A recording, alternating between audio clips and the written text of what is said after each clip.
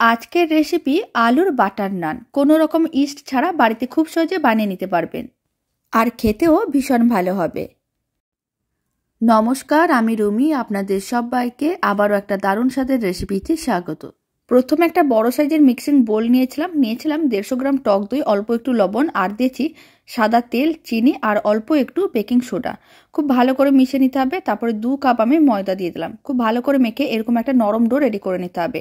এক সাইডে রেখে দিলাম। এবার আমি সেদ্ধ আলু নিয়েছি, তার মধ্যে দিয়ে দিলাম অল্প একটু লবণ, গোলমরিচের গুঁড়ো, আর দিয়েছি আদা বাটা, কুচনো ধনেপাতা। খুব ভালো করে মিশিয়ে নিতে হবে, আর স্বাদ অনুযায়ী লবণও দিয়েছিলাম। এবার আমি যে ডোটা রেডি করে রেখেছিলাম সেখান থেকে কিছুটা পরিমাণ অংশ নিয়ে এইরকম লেচি করে নিতে হবে, আর মাঝখানে আলুর পুরটা দিয়ে খুব ভালো করে আটকে নিতে হবে, আর এরকম একটু মোটা করে বেলে নিতে হবে। এবার একটা তাওয়াকে গ্যাসের ওভেনের উপরে বসিয়ে দিয়েছিলাম। প্রথমে নানটাকে শুকনো খোলায় ভেজে নিতে হবে, তারপর অল্প অল্প বাটার দিয়ে উল্টে পাল্টে লাল লাল করে ভেজে নিলে দারুণ স্বাদের নানটা একেবারেই